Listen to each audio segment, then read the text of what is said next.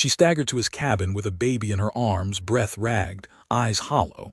"Take my child, I can't go on," she wept. He opened his door, not knowing his life was about to change forever.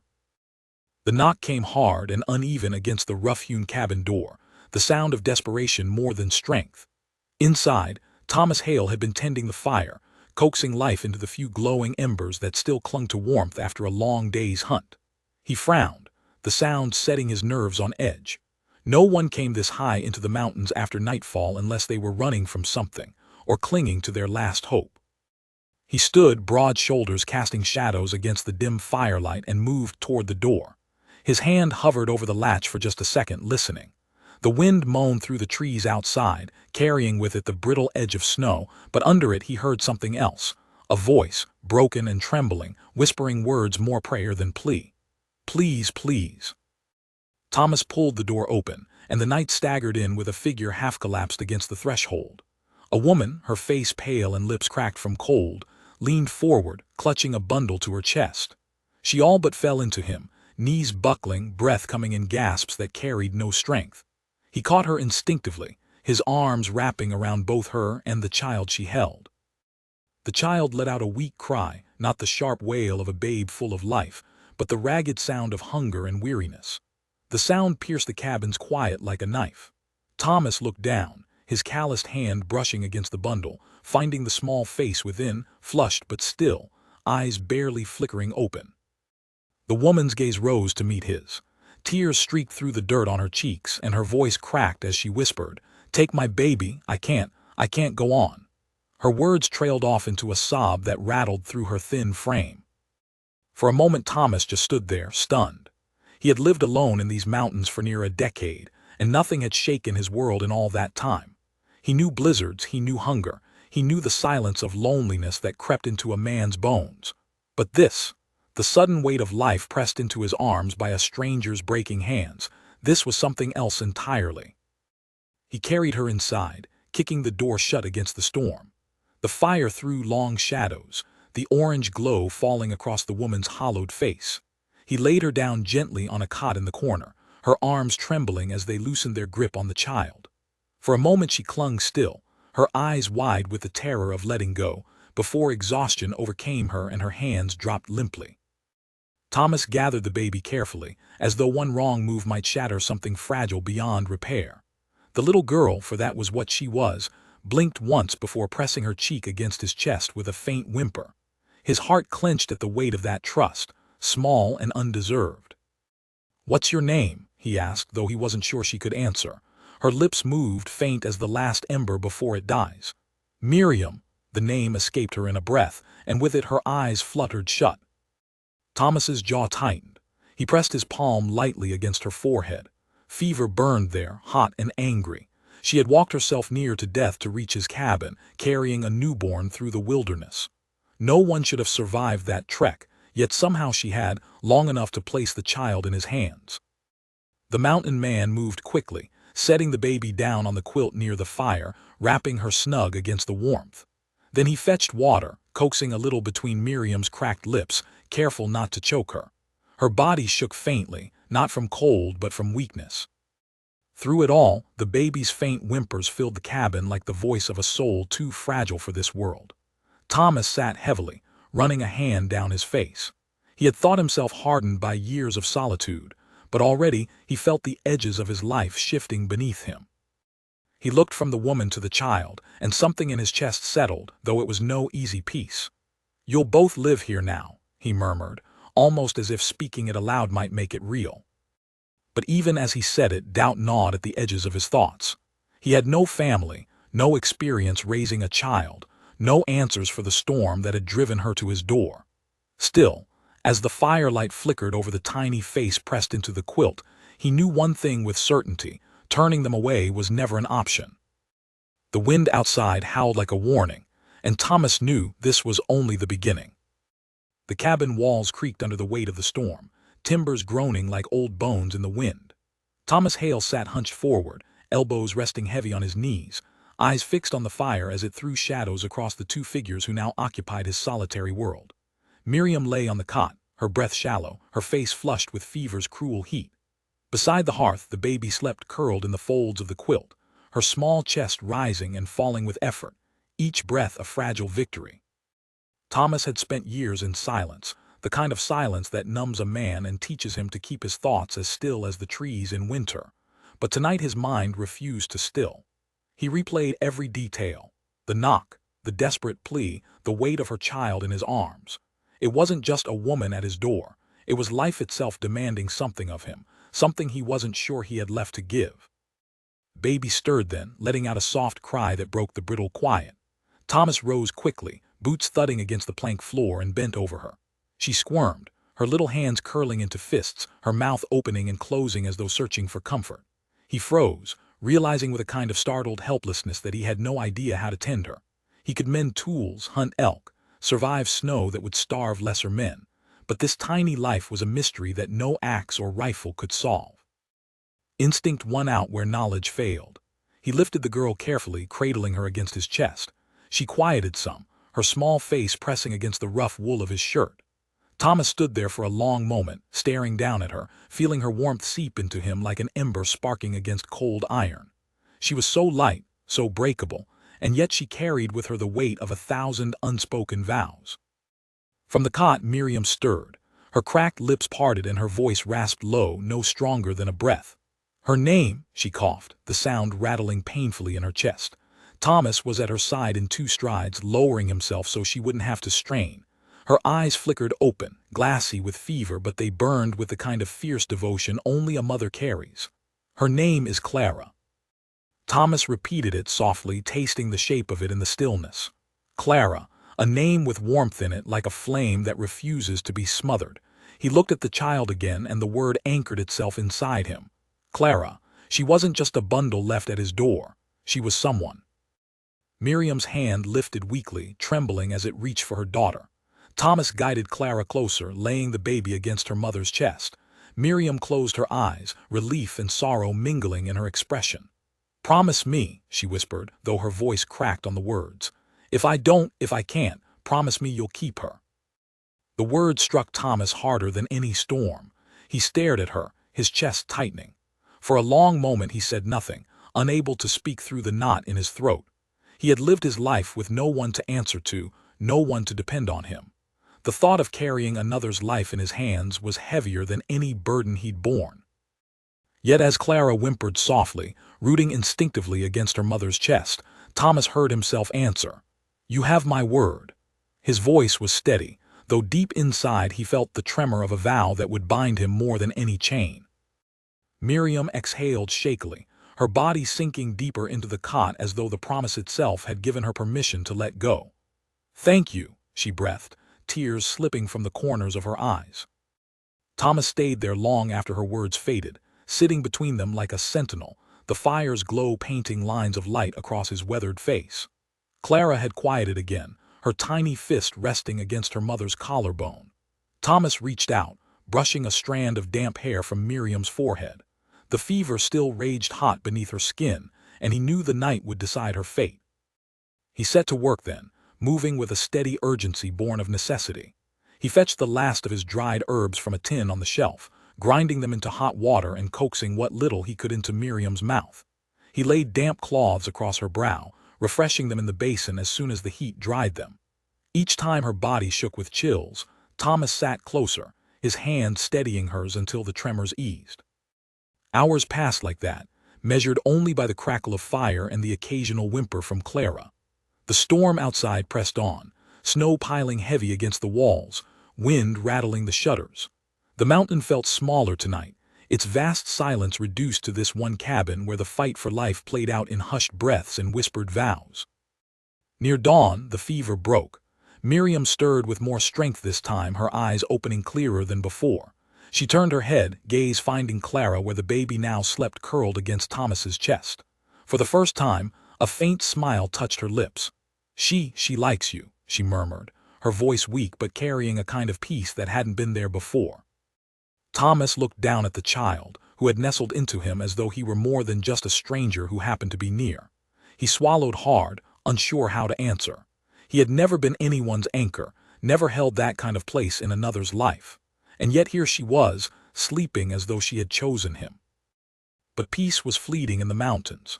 The moment was broken by a sound that froze Thomas where he sat. A faint crack, not from the cabin's timbers or the settling snow, but from outside, wood snapping beneath weight, deliberate and heavy. His hand went instinctively to the rifle leaning by the door. He rose silently, laying Clara back on the quilt and crossed to the window. Peering through a slit in the shutter, he scanned the pale morning light. Snow stretched in all directions, unbroken save for a set of tracks leading up from the tree line. Fresh tracks. His gut tightened. No one stumbled onto his cabin by chance. Not here, not this far into the mountains. Whoever it was had come with purpose. Behind him, Miriam stirred again, her voice faint. "What is it?" Thomas didn't answer right away. His eyes followed the tracks until they disappeared behind the shed. He shifted, the rifle steady in his grip before finally murmuring, "We're not alone." The words lingered heavy in the air. Miriam's eyes widened, fear flashing there even through her exhaustion. She reached instinctively for Clara, pulling the child closer. Thomas stepped back from the window, his face carved with the same grim lines that had carried him through years of solitude. But now the stakes were different. This wasn't just about his own survival anymore. He had given his word, and that meant whoever had come out of the tree line was about to find the mountain man was no easy mark. The silence between the cabin walls stretched so thin it felt like it might shatter. Thomas Hale stood rigid by the shutter, rifle balanced against his palm, his eyes fixed on the faint line of tracks cutting through the snow outside. They weren't the haphazard prints of a wanderer seeking shelter. They were deliberate, steady, the stride of someone who knew exactly where they were headed. And that meant danger was not circling but coming straight for them. Behind him, Miriam drew Clara tighter into her arms, her thin body trembling though not just from fever. The baby stirred at the motion, giving a soft cry before burying her face into her mother's chest. The sound cut Thomas deeper than the icy wind ever could. He turned his head slightly, enough to see Miriam's wide eyes fixed on him, silently asking what words could not. He didn't answer, not with his tongue. He only gave a firm nod, slow but certain, as though to say he hadn't forgotten his vow. That small motion steadied Miriam enough to press her cheek against Clara's downy hair and whisper a prayer. Thomas heard none of the words, only the rhythm, and even that was enough to stir something in him. A reminder that in these mountains, where life balanced on the edge of a blade, faith was sometimes all a soul had left. The crunch of snow outside grew sharper, closer. Thomas eased toward the door, every movement deliberate, boots placed softly on the floorboards. He tested the latch, ensuring it was secure, then pressed his shoulder against the doorframe, waiting. His breathing slowed, eyes narrowing as he strained for any hint beyond the sound of the storm easing. A shadow flickered against the window, then another, not one man, several. Thomas tightened his grip on the rifle, jaw locking. Whoever they were, they had come with numbers. That meant they weren't just hunters wandering into the wrong woods. They had intent. "Stay down," Thomas whispered, voice low and firm, not turning as he spoke. Behind him, Miriam shifted lower onto the cot, curling her body protectively around Clara. The baby whimpered but quieted quickly against her mother's warmth. The first knock landed against the cabin door. Unlike Miriam's desperate scrape the night before, this one was bold, loud, and certain. The kind of knock that wasn't a plea for entry but a demand. Thomas didn't move. His silence stretched long enough that the second knock came harder, rattling the hinges. A voice followed, deep and smooth, carrying the confidence of a man accustomed to being obeyed. "Mountain Man," the voice called, "we know you're in there." Thomas said nothing. He only shifted his stance, rifle ready. The man outside continued, his tone almost casual. "We ain't come to harm you, but we've tracked a woman through the pass.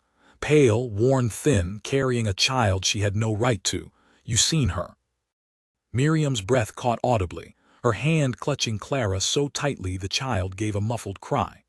Thomas's eyes flicked back toward them for the briefest second before returning to the door.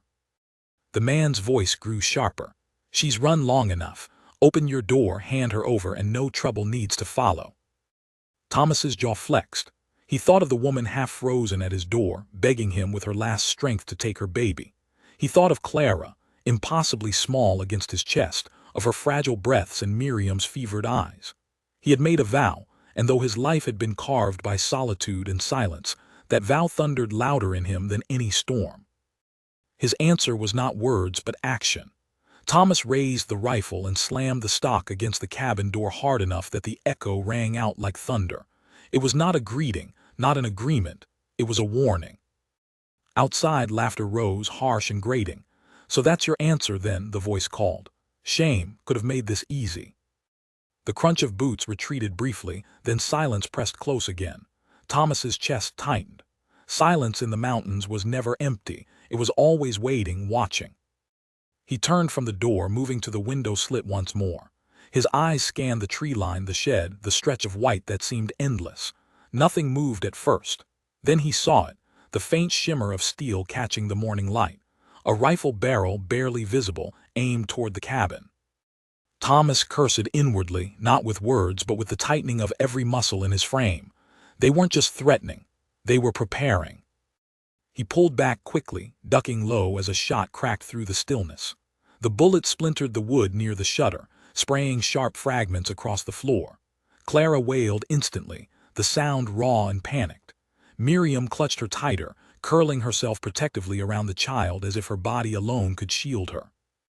Thomas crawled across the floor, moving with practiced instinct born of years of hunting and hiding. He reached Miriam's side, his hand brushing her shoulder. "Stay low," he murmured. "Whatever happens, don't move unless I tell you." Her eyes glistened with fear, but she nodded, clutching Clara so tightly her knuckles blanched. Another shot rang out, this one striking the logs of the cabin wall with a dull thud. The men outside weren't wasting bullets yet. They were testing, probing, waiting to see if he would break. Thomas steadied himself against the table, lifting the rifle in his hands. His breathing slowed, his pulse finding its rhythm. He had lived his life alone because he had chosen it.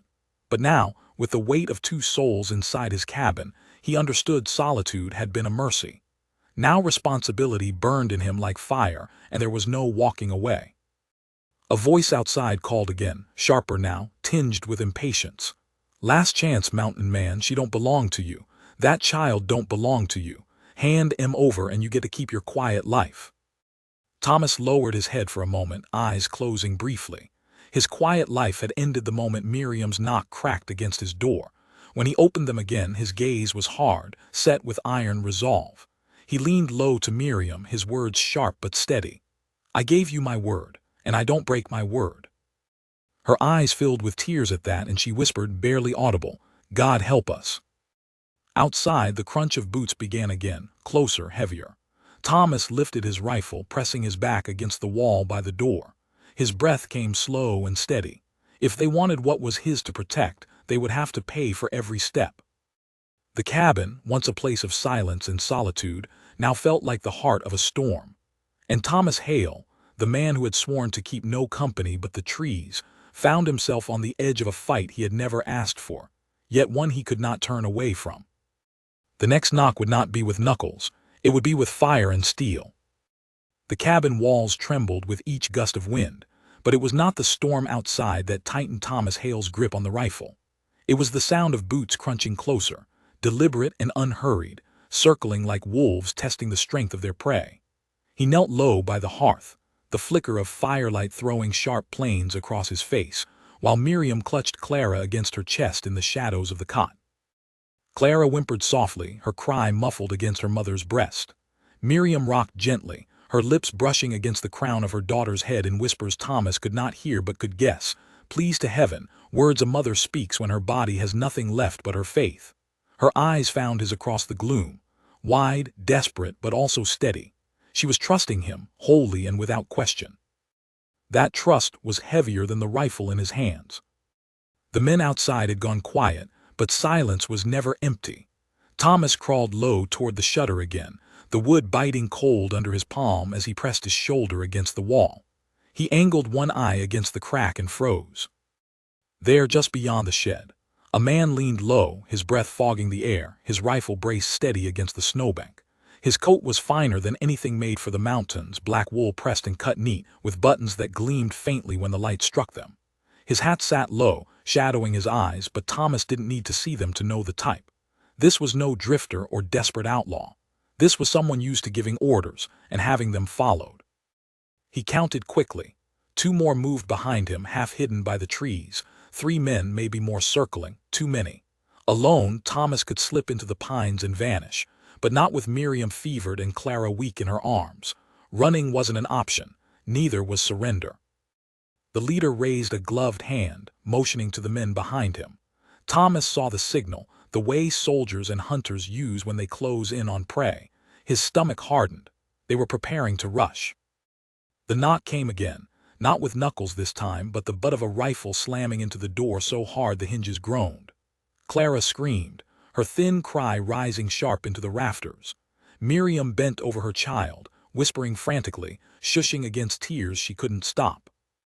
Thomas's voice cut across the chaos, low and firm. "Stay on the floor. Don't rise up no matter what you hear." He pressed his back against the wall beside the door, rifle steady in his hands. His breath slowed, each inhale deliberate, each exhale controlled. The world outside narrowed to this one moment, the space between the heartbeat and the breach. The door shuddered under another blow, splinters cracked, then silence again, long, dragging silence. And then a voice smooth as oil, the same voice as before. "Thomas Hale," the man called, his words cutting clean through the cold. Thomas stiffened. His name. How did they know his name? "You've lived alone out here near a decade. You've turned away company, turned away town, turned away the world. I respected that in my way. But now you've taken in something that doesn't belong to you, and I can't respect that." Thomas didn't answer. His jaw clenched. Whoever this man was, he knew far more than any stranger should. "You've got a sick woman and her child," the voice continued, slow and certain. "Hand them over and you'll live the rest of your days the way you always wanted.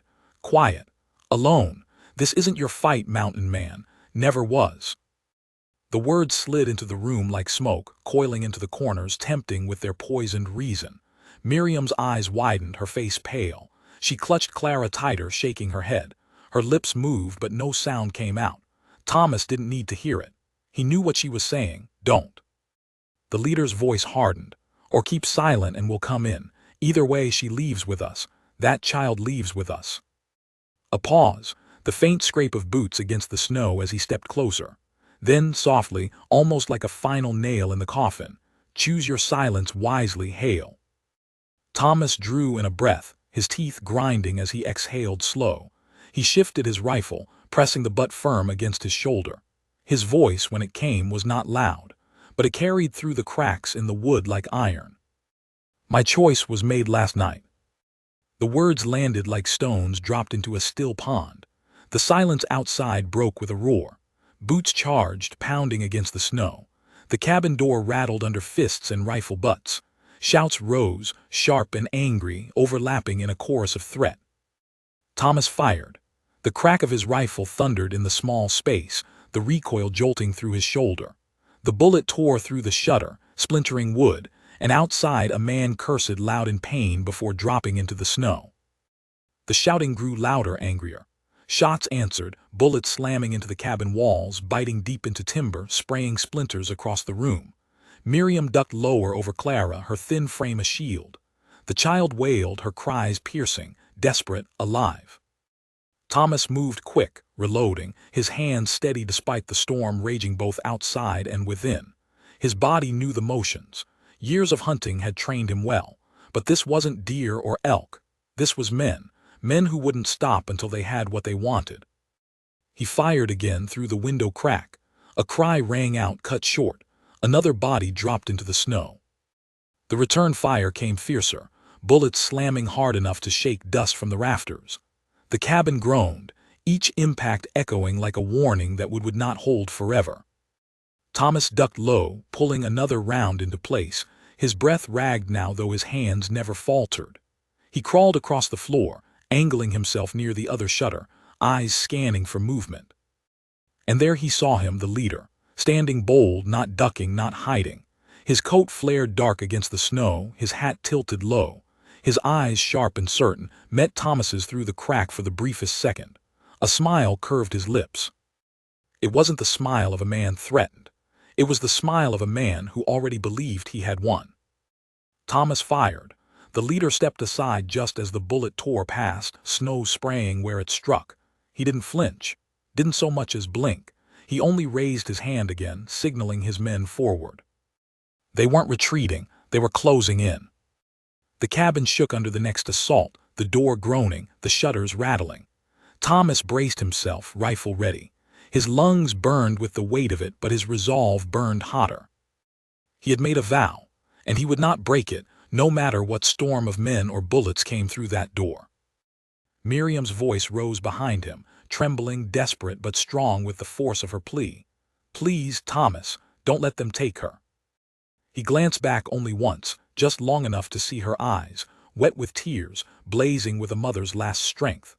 Clara whimpered in her arms, her tiny hand clinging to Miriam's sleeve. Thomas turned back toward the door, his voice low, steady, final. "They won't."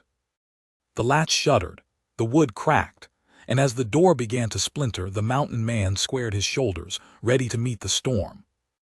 The door gave a tortured groan, wood splintering as iron boots struck it again and again. Thomas Hale braced his shoulder against the frame, rifle angled low, the barrel smoking from the last volley he had fired. The cabin, once the fortress of his solitude, felt smaller now, its every wall tested, every timber strained beneath the storm of men hammering at its threshold. Miriam pressed herself tighter into the cot, cradling Clara beneath her shawl. The baby whimpered, her tiny cries muffled against her mother's breast, as if even at that age she understood danger pressed close around them. Miriam's lips moved constantly, though no sound rose above the gunfire and boots outside. Prayer had become her last weapon, and she wielded it with the quiet ferocity of a soul unwilling to surrender. The leader's voice cut through the chaos, rising above the din with sharp clarity. "Hale, don't be a fool. You're one man, you can't hold against us. Give up the woman and child and you walk away." Thomas's jaw clenched. His silence had been his answer once, but not now. His voice, when it came, was like gravel grinding together, deep and unyielding. "Step through this door, and you'll never leave it." The laughter that followed was cruel, echoing against the cabin walls. "So be it." The next strike shattered the latch. The door flung inward, slamming against the wall as snow and men surged into the room. Thomas fired the instant the first figure appeared, the shot booming like thunder. The man's body lurched backward, collapsing into the snowdrift outside, but another rushed in behind him. Thomas swung the rifle like a club, the butt cracking hard against the intruder's skull. The man staggered, blood spraying across the timber floor as he dropped, but not before his rifle discharged, the bullet whistling past Thomas's ear and splintering the mantel. Sparks rained from the fire as logs collapsed, smoke filling the room with a choking haze. The fight had breached his home. Thomas stepped back, reloading with swift, practiced hands. His heart pounded not from fear but from the hard rhythm of survival. He had hunted alone for years, survived storms that swallowed lesser men, yet never had he been cornered with the stakes so high. Clara's cry rang behind him, a reminder sharper than any blade. He wasn't fighting for himself anymore. Two men burst through the doorway together, shoulders low, rifles leveled. Thomas dropped to one knee, firing quick. The first man fell instantly, the bullet striking his chest, but the second pressed forward, roaring, his weapon aimed straight at Thomas's heart. Thomas lunged sideways, the shot tearing through the sleeve of his coat instead of flesh. He rolled, came up low, and swung his hunting knife in a vicious arc. Steel met flesh, and the intruder collapsed with a guttural cry, clutching at his side. Blood spread quickly across the floorboards, seeping into the grain, the coppery tang mixing with the smoke in the air. The fire crackled violently, flames threatening to leap beyond the hearth as chaos consumed the cabin. Miriam's scream split the air, sharp and terrified. Thomas spun toward her in time to see a shadow looming near the cot. One of the intruders had slipped in amidst the chaos, his hand clawing for Clara. Miriam struck weakly, her frail body no match, her voice breaking as she cried, "No!" Thomas roared, a sound torn from the deepest part of him, and hurled his knife across the room. The blade struck true, burying deep into the man's shoulder. He stumbled back with a howl, crashing against the wall, the child slipping from his grasp before he could steal her. Thomas crossed the room in 2 strides, his hand gripping the man's collar, slamming him hard against the logs. "You think I'll hand them over?" His voice was a growl, low and edged with deadly calm. "Over my grave." He drove his fist into the man's jaw, the crack echoing above the roar of the fire. The body went limp, sliding to the floor. But no victory lasted long. Through the smoke and gunpowder haze, the leader himself stepped inside. His coat was untouched by snow, his boots polished even in the mire of blood and ash. His eyes, cold, calculating, swept the room with disdain. The corners of his lips curled into that same mocking smile Thomas had seen through the shutter. "Impressive," he said, voice smooth as glass. "But you're wasting your strength. I don't want you dead, Hale, not yet. I want the woman, the child. Hand them over and I'll leave you in peace." Thomas raised his rifle, the barrel steady, the fire's glow flickering against his hard features. His voice cracked through the smoke. "You'll leave, but you'll leave empty-handed." The leader's gaze sharpened, his hand twitching near the pistol at his hip. "You think you can stop me? I know your kind. Solitary, broken, a man clinging to nothing but silence. You can't build, you can't keep. You'll wither out here just the same. Why not give her to someone who knows what to do with her?" Miriam's voice rose from the cot, thin but fierce. "Over my dead body." The leader's smile widened, cruel. "That can be arranged." He drew. The flash of steel caught the firelight. Thomas fired at the same instant. The room exploded in sound, gunshots colliding, smoke filling every corner. The leader staggered, his coat torn by the bullet's path, but his own shot grazed Thomas's temple, blood streaking down into his beard. The mountain man barely faltered. He surged forward, tackling the intruder, both crashing hard onto the table. The wood splintered under their combined weight, mugs and dishes shattering as the two men grappled. The leader's strength was surprising, his fists striking with precision, each blow calculated. Thomas grunted, blocking, countering, his knuckles driving into the man's ribs. They rolled across the wreckage, the fire's glow spilling across their faces, both grim masks of determination. The leader gripped Thomas's throat, pressing down with iron force.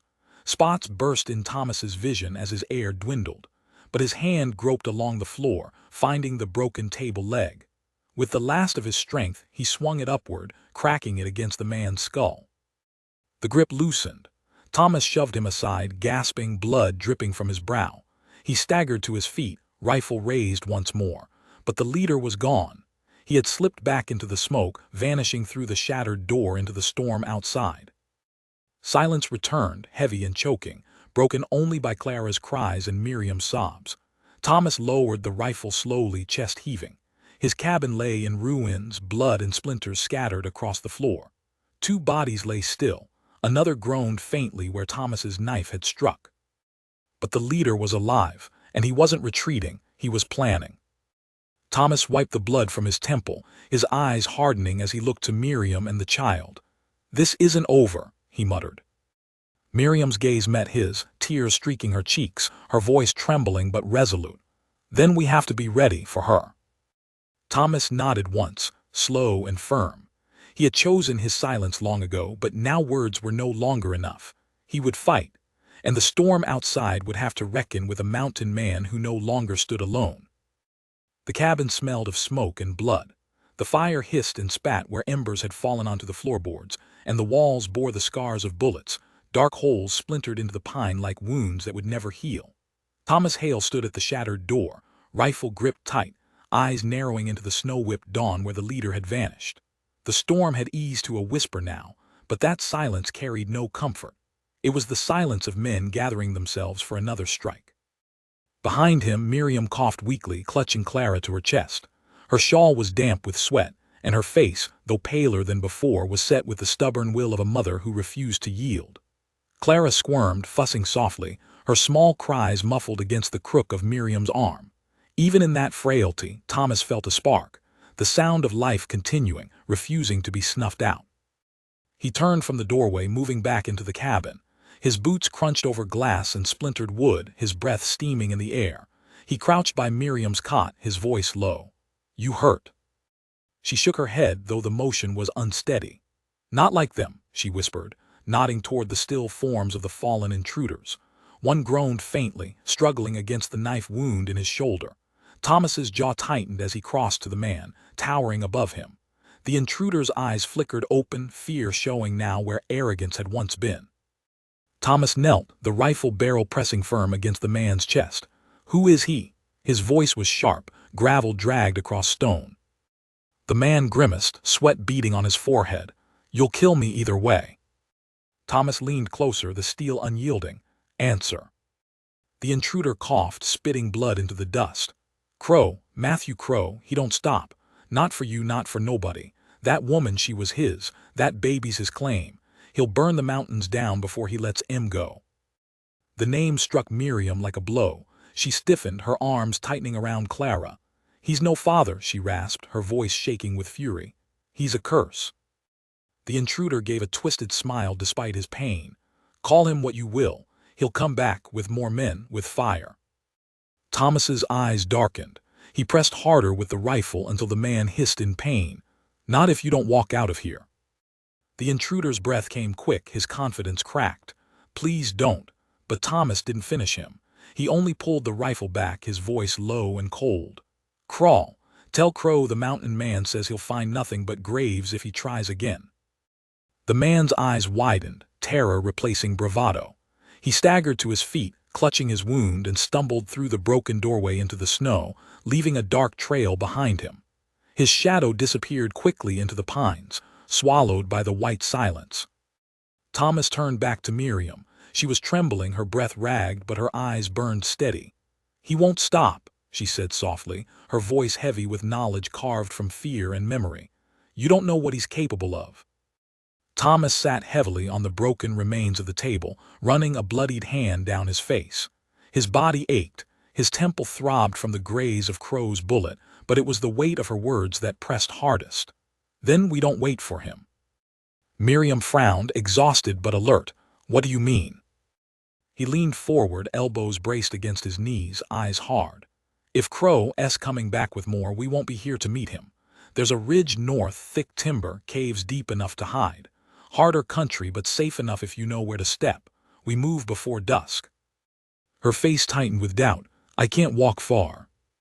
Thomas's gaze shifted to Clara, then back to Miriam. "Then I'll carry you both if I have to, but we can't stay." Miriam looked down at her child, Clara's tiny fist clutching the edge of her shawl. Tears brimmed her eyes. "She won't last another run. She's hungry, weak. She needs more than just hiding." Thomas stood, moving to the shelf where he kept his scant supplies. He pulled down a pouch of dried meat, a jar of honey thickened with age, and what little flour remained. He set them on the table, the clatter loud in the stillness. "It's not much, but it's enough to get us through, enough to keep moving." Miriam's tears slipped free, streaking down her cheeks. "Why are you doing this? You could have turned us away last night, and none of this would be yours to carry." Thomas paused, his back to her, shoulders rigid. He reached for the rifle leaning against the wall, then finally answered, his voice quiet but firm. "Because I gave my word, and because I've been alone too long." The admission hung heavy, more fragile than the gunfire and blood had been. He turned, eyes locking with hers. "You and the child, you're mine to protect now, and I won't fail you." Miriam held his gaze, her lips trembling before lowering her cheek to Clara's hair. "Then may God give you strength," she whispered. The rest of the day passed in a haze of preparation. Thomas patched what holes he could in the cabin walls, not to defend but to buy time. He bundled supplies into a pack, wrapped thick blankets tight, and cut lengths of rope for climbing the northern ridge. Every motion was efficient, born of years spent surviving the harshest winters. But this time his solitude had sharpened into something else. Each knot tied, each strap pulled tight was for Miriam, for Clara. By dusk, the sky burned a pale gray, the storm breaking into scattered clouds. Thomas led Miriam from the cabin, her body frail but upright, Clara swaddled tight against her chest. They moved into the timber, their tracks swallowed quickly by drifting snow. The mountains swallowed them, each step harder than the last. The ridge loomed dark against the fading light, a jagged wall of rock and pine. Thomas moved ahead, cutting a path, his body broad against the wind. Miriam followed, leaning heavily on his arm, her breath ragged but steady. Clara whimpered softly, her small voice barely rising above the crunch of boots on snow. They reached the base of the ridge as night settled, the trees casting long shadows. Thomas scanned the dark line of forest behind them, his eyes narrowing. Nothing moved. Yet he knew Crow was not far. He could feel it, like a storm building unseen beyond the horizon. He guided Miriam toward a narrow cleft in the rocks, half hidden by fallen timber. "Here," he murmured. "Rest, I'll watch." Miriam sank gratefully onto the cold stone, clutching Clara close. Thomas stood at the mouth of the cleft, rifle in hand, his eyes fixed on the snow-covered trail below. The night pressed heavy, filled with the kind of silence that carried threat. Far below, faint and distant, a light flickered, a torch swaying, then another, then more. Thomas's chest tightened. Crow was coming. And this time he wouldn't come with 3 men. He would come with many. The first torch bobbed like a lone star against the darkness, its glow muted by the thick snow falling slow and heavy from the ridge above. Thomas Hale narrowed his eyes, his body motionless at the mouth of the cleft, the rifle resting but ready across his arms. He watched as a second torch flared to life below. Then a third. Then half a dozen more. The pines seemed to cough them out one by one, until the white silence of the mountains was stained with firelight. The men moved in a column, their shadows bending long across the snow. Even at a distance, Thomas recognized the hard, unhurried stride of soldiers or hunters who had marched together before, and at their head walked Matthew Crow. His coat swung wide against the wind, his hand resting casual on the butt of his pistol. His voice carried faintly up the slope, commanding but calm, as if he had all the time in the world to take back what he believed was his. Behind Thomas, Miriam stirred. She had not slept, though he had urged her to. Fever still flushed her cheeks, but her eyes were sharp in the firelight that bled faint through the cleft. She clutched Clara close, rocking gently, the child nestled against her breast. The baby's small hand had curled around a fold of Miriam's shawl, refusing to let go even in slumber. "Thomas," Miriam's voice was barely more than a whisper, raw and tight. He didn't turn. "They found us." Her arms tightened around Clara. "How many?" "Too many," he muttered. For a long moment, silence stretched between them, broken only by the soft crack of branches below as Crow's men pushed deeper into the slope. Then Miriam's voice rose again, trembling but clear. "You don't have to do this. Take Clara, take her, and go higher into the ridge. Leave me." Thomas finally turned, his eyes cutting through the dimness to her. Her face was pale, her body weak, but the fire in her words was fierce. He shook his head, slow and deliberate. "Not in this lifetime." Her lips parted, ready to protest again, but the finality in his voice stopped her. She bowed her head, pressing her cheek to Clara's crown. "Then may heaven guard you." Thomas moved back to the entrance, crouching low. The torches were closer now, weaving between the pines like a river of fire. He counted at least 10 men, maybe more. He traced their path, noted where the ridge narrowed, where the drifts hung heavy, where the boulders jutted from the snow. The mountain had been his only companion all these years. Tonight it would be his ally. He shifted, grabbing a loose stone the size of his palm, and hurled it down the slope. It struck the crust of ice, setting off a cascade of snow that tumbled into the darkness. Shouts rang out below, men scattering as the slope gave way, burying torches in white. One flame winked out entirely, the muffled cry of a man swallowed by snow echoing faint before silence claimed him. Thomas reloaded his rifle, the click echoing sharp in the cleft. He breathed slow, steadying himself, every sense sharpened to a hunter's edge. For years he had lived alone, choosing the quiet over the company of men. But now the silence had found its purpose. It was the silence before the strike. Crow's voice rose from below, strong and commanding. "Hold steady, he thinks the mountain will fight for him. It won't, we climb." Torches lifted again, men regrouping, pressing higher. The firelight crept closer, casting the ridge into stark relief. Thomas fired. The crack shattered the night, echoing down the slopes like a thunderclap. A torch fell, tumbling end over end into the snow, its bearer collapsing without a sound. Chaos rippled through the column, shouts rising as the men scrambled for cover. Thomas ducked back into the cleft, his hands already working to reload. His pulse thudded in his ears, but his movements were steady, sure. Behind him, Miriam whispered prayers into Clara's hair, each word trembling yet strong, a lifeline of faith cutting through the storm of violence. The first bullet struck the rocks around them, sharp sparks spraying into the dark. Thomas pressed his back against the stone, teeth clenched. They were firing blind, but it wouldn't take long before they closed enough to aim true. He scanned the ridge. Snow hung thick on the ledges above, waiting for a heavy step or the crack of a rifle to send it loose. He drew his knife, wedged it into a seam in the rock, and pried. The stone shifted. He shoved hard, sending a boulder rolling down into the trees. The crash thundered through the slope, followed by a second wave of snow and ice. Men shouted, torches scattering. Another flame snuffed out, swallowed by the avalanche. Crow's voice rose above the din, sharper now, edged with fury. "Hail, you think you can bury me in stone? You'll run out of mountain before I run out of men." Thomas pressed back into the cleft, his breath misting white in the cold air. His temples still throbbed from Crow's graze, the blood drying stiff against his brow. Yet his eyes burned with iron resolve. "Then come take her," he growled into the night. The torches regrouped, rising higher. A bullet struck the stone near Thomas's head, shards slicing his cheek. He ignored it, sighting down his rifle again. He picked his target, another torchbearer, and squeezed. The man dropped, his flame tumbling dark into the snow. But the column pressed on. Crow led them himself now, his pistol gleaming in the torchlight. He moved with purpose, his eyes fixed on the ridge where Thomas stood. Miriam shifted behind him, her voice low, urgent. "Thomas, if he reaches us." "He won't." But even as he said it, Thomas knew the truth. The ridge would not hold forever. The mountain could claim some, but not all. Crow would climb, and when he did, Thomas would have to meet him face to face. The thought did not stir fear. It stirred something deeper, older, a fire that had lain dormant in him through years of silence. It wasn't just survival anymore. It was keeping his word. It was proving that even a man who had buried his heart in solitude could still stand when it mattered most. The mountain answered first.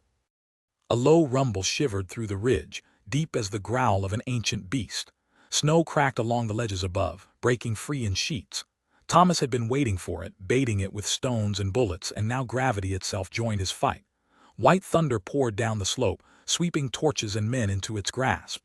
Shouts rose, panicked and broken, before being smothered in snow. Still, Crow pressed on. He leapt from one boulder to the next, his movements fluid, his eyes locked on the cleft. The avalanche swallowed his men, but not him. He moved like a man born for storms, refusing to bend, refusing to break. Thomas fired, the rifle's crack splitting the night.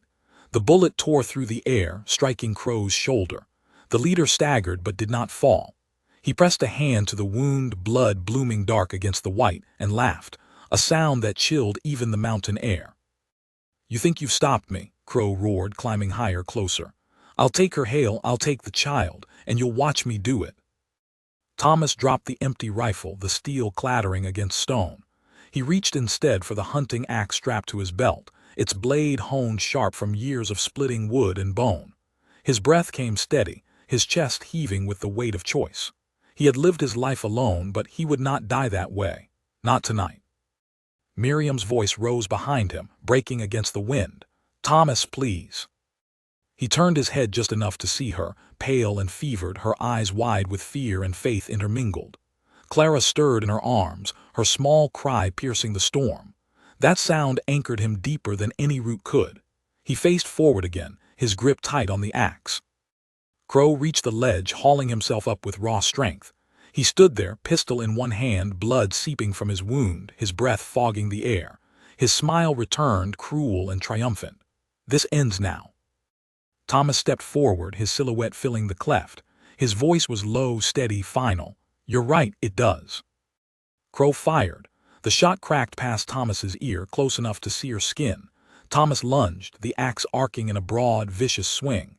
Steel met pistol, the blade biting deep into the barrel, snapping it in two.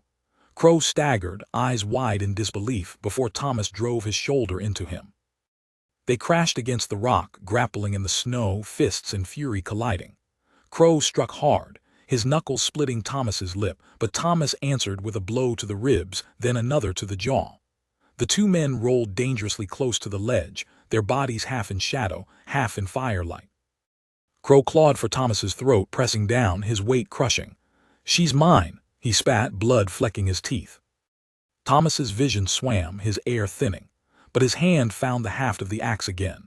With a guttural roar, he swung upward, burying the blade into the rock beside Crow's head. The shock jarred the leader's grip loose, and Thomas twisted, pinning him down. His fist drove into Crow's face once, twice, until the man's body slackened. Thomas rose, chest heaving, his breath ragged in the thin mountain air. Crow lay still at his feet, his blood seeping into the snow, his torch sputtering out in the drift. The slope below was littered with silence, his men either buried by the avalanche or scattered into the dark. For the first time in what felt like years, the mountain was quiet again. Thomas turned back into the cleft. Miriam sat huddled against the stone, Clara pressed tight against her heart. Tears streamed freely down her cheeks, though whether from fear, relief, or both, Thomas could not tell. When he stepped inside, she looked up at him with eyes that saw not just the man who had fought, but the man who had chosen them. "Is it over?" she whispered. Thomas wiped blood from his brow, his voice gravel but certain. "It's over." He sank beside her, his body aching, his hands still trembling from the fight. Clara whimpered, her small cry soft and thin, and Thomas reached out. Miriam hesitated only a moment before placing the child in his arms. Clara nestled against his chest, her warmth soaking through the blood and sweat. Thomas looked down at her tiny face, her eyelids fluttering as sleep pulled her back into peace. His throat tightened, his eyes stinging with a heat he hadn't felt in years. He pressed his cheek against her soft crown, whispering words meant only for her. "You're safe. You'll always be safe." Miriam leaned against the stone, her strength nearly gone but her lips curved in a faint, weary smile. "You kept your word." Thomas met her gaze, "And I always will." The night stretched long, the wind curling low through the pines, carrying away the last echoes of violence.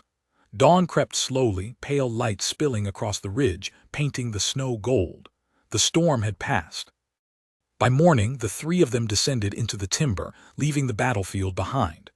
Crow's shadow would never fall over them again, and though the road ahead was uncertain, hard country, harder days, Thomas Hale no longer walked it alone. He walked it as something more. Not just a mountain man, not just a protector. A father. The valley lay hushed beneath the weight of new snow, the mountains towering silent as sentinels.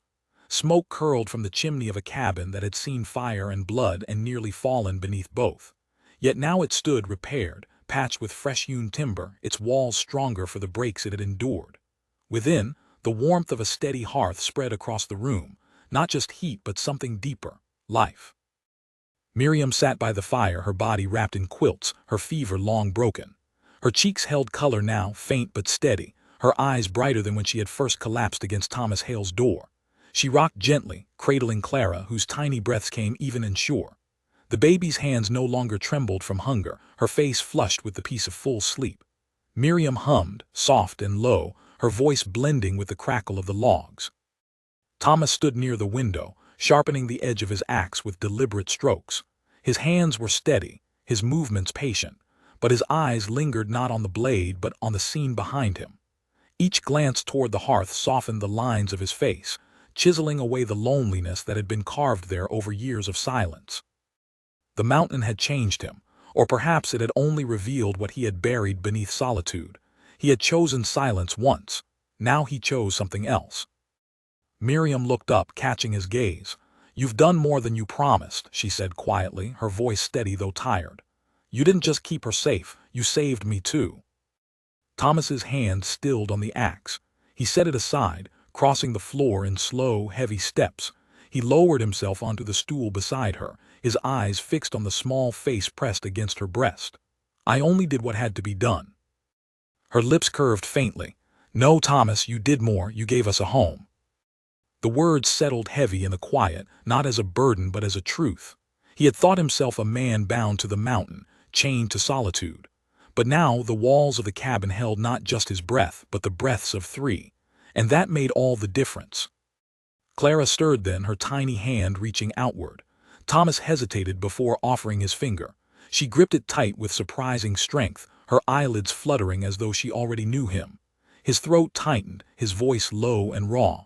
"She's stronger than I thought." Miriam's eyes shone with quiet pride. "She gets it from you." For a long moment the three sat in silence, the fire burning steady, the storm outside no longer a threat but a memory. The danger had passed, yet Thomas knew the world beyond the ridge would not stay quiet forever.